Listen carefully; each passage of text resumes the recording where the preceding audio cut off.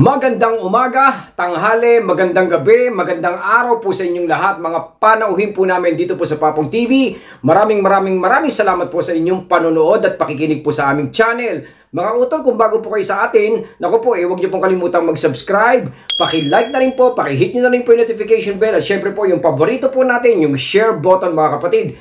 Bago po tayo umusat, at dumiretso po sa ating pag-uusapan pong paksa ngayong araw na to, lagyan po muna natin ng patalastas. Ayun oh!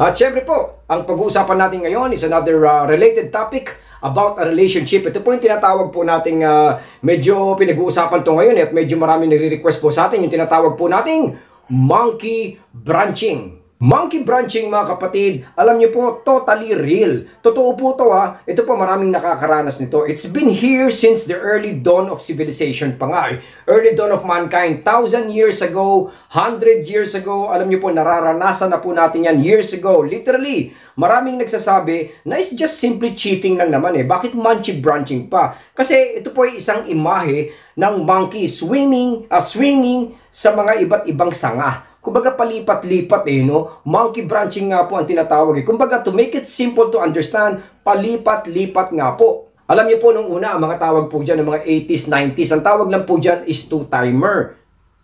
Pero sa sobrang damage ng act na ito, inihahalin tulad na po siya sa isang animal. Yun nga po eh, nasa tingin ko nga, biktima ang nag-isip nito. Ng term na to ha, sobrang sakit. Tinawag na nga po niyang monkey branching. Monkey branching ay malinaw na ginagawa ng isang present na karelasyon na may malaking insecurities at naghahanap ng sandalan or isang exit approach just in case na mag-fail ang mga bagay-bagay according po sa kanyang mga plano.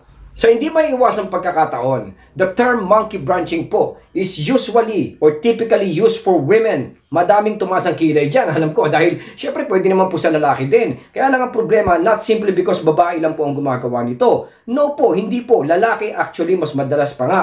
But associated ito sa ibang-ibang tawag. Terms like womanizer, babaero, playboy, chick boy, kaliwete, wakalits. Naku, napakarami po kasing tawag dyan. Yung monkey branching po is nadidikit na po sa mga kababaihan. Sige po kapatid, upuan na po natin kung bakit nangyayari to para somehow naman habang maaga pa ma-eliminate o magawa na po natin ng quick fix na tinatawag. Magbibigay po tayo ng mga ilan ha. O sige, ito na po.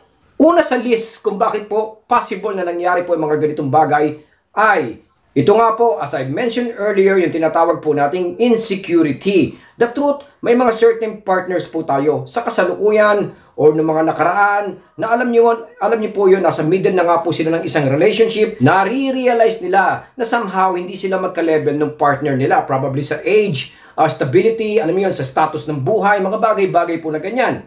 Na instead of somehow fixing it, they tend to look for another relationship sa labas po ng kanilang relasyon that will somehow comfort them. Kaya nga po nila nakukuwang tumingin sa iba, maghanap sa iba. Ang tao po kasi sometimes pakabig ng pakabig ang gusto, yung lagi nagbe-benefit po. Kaya minsan, kahit insecure na, di pa rin po bibitaw. Alam niyo, hindi pa rin po bibitawan yung present na relasyon nila. Kasi nga po, may benefit pa pong nakukuha. Kaya ang maiisip na po, instinct ng isang tao, monkey branching. Letter B po. Possibly, he or she is a player. Alam niyo po yun, matagal na po siyang naglalaro o matagal na po siyang nasa larangan ng ganitong klase sa isa pong relationship. Letter C na po tayo. Ito po medyo madalas maraming nagko-complain, especially po sa mga clients po natin, sa mga nakakausap po natin. Yung tinatawag po natin direct influence or in technical term, tinatawag po natin peer pressure. Ang alias po nito is yung tinatawag na sulsol, mga kapatid. Sulsol, napakabigat po niyan ha. Ito po yung kung saan ang effect sa isang individual is by changing their values, binabago, to root them into an influencing group or tao nga po. Ito yung kahit mali o bawal ay nagiging tama at proper sa paningin niya dahil nga po pag ang kaibigan po niya malapit po sa kanya, ang nagsabi or let's say nagsulsol is parang natural at tama po ang sinasabi. Yan na po mga kapatid yung ilan sa mga kadahilanan kung bakit lumilipat at paminsan-minsan nga po nagbabranching ang ating partner. Now, ano po yung mga tanging solusyon at dapat mag-materialize na pwede ko pong ayusin. Kasi kung ako po yung pinakapuno na pinagbueltahan ng unggoy na tumalon po sa kabilang branch, well, to be honest po, realidad lang. Ano po ba yung mga bagay-bagay? Para sa akin po kapatid, kailangan maunawaan po natin ng malinaw po sa sabaw ng pusit na kung ano talaga'y nagawa, ginawa, tinatawag po na monkey branching. Ano po ba yung punot dulo at ano po ba yung tangi niyang dahilan? Halimbawa, like nakikipag-chat po siya, texting po siya, ine-entertain po niya by phone, flirting, dating, at worst, nakikipag-fling, at basically nakikipag-relationship po ang ating partner. Santissimo palabra de alfombra. Grabe. If ever po na ganyan po ang ginagawa, most likely, alam niyo po, yung even after married, kahit ano pa po yan, kahit saan pa po abutin, malamang na malamang po yan, gagawin pa rin po niya. Same thing, yung kasalanan. Kaya nga po ang tawag natin dyan, monkey branching. Well, syempre because you feel cheated, initially reaction is yung, alam niyo, magagalit tayo. Revenge, yan ang maiisip natin eh. And syempre pag gustong-gusto nating lumayo kaagad-agad. Sabi nga, it's either flight or fight. Pero after some time, alam naman po natin na pag medyo lumipas na po yan, medyo naging kalmado na po, nag-calm down na po, na-realize po natin yung malaking kawalan. If ever po na magkakaroon po tayo ng breakup o lalayo po tayo, para bang naiisip natin, nanghihinayang tayo, my advice mga kapatid, don't ever pull an instant decision kaagad-agad. Na baka alam nyo, pagsisihan lang po natin sa bandang huli, think deeply. But you know, brotherly and sisterly advice, kung talagang need magdesisyon sa mga oras na yon na hindi na po talagang dapat pagpaliban, maraming nasasaktan, maraming naapektuhan, at kailangan na pong bigyan ng isang kasagutan, para po sa akin siguro, pull the plug.